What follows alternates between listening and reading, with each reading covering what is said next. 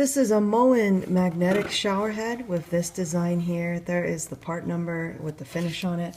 And I just wanted to show a quick video here about how to remove this flow restrictor.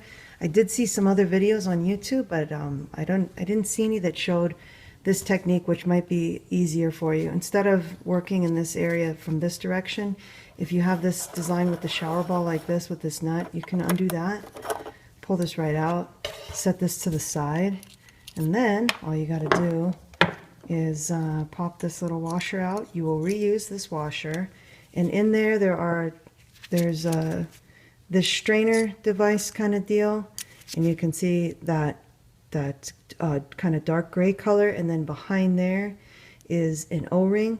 What you can do if you have this design is actually just flip it right over. You don't need to mess with pliers or picks or anything. You get that to focus.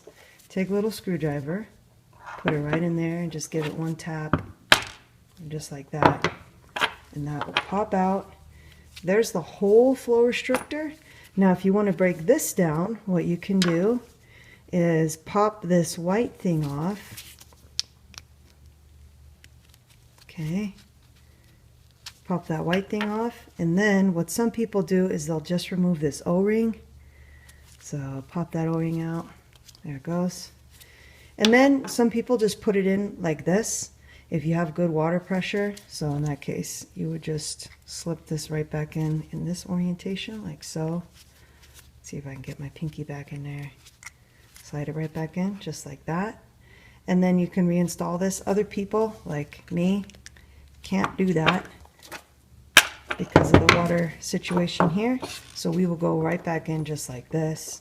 So then, to put this back on your shower head, just bring it over, put it in. See the ball side goes there because it's the ball.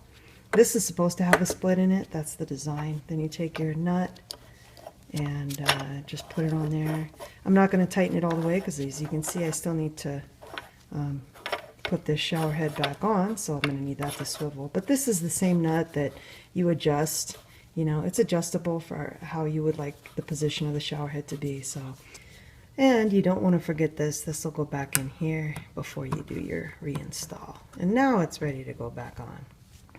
The last quick note I'll mention here is I always save these. I put these back together, and then I tape them onto a little index card with the name of the model and the location in the house where that is, just in case I need to put this back in the future.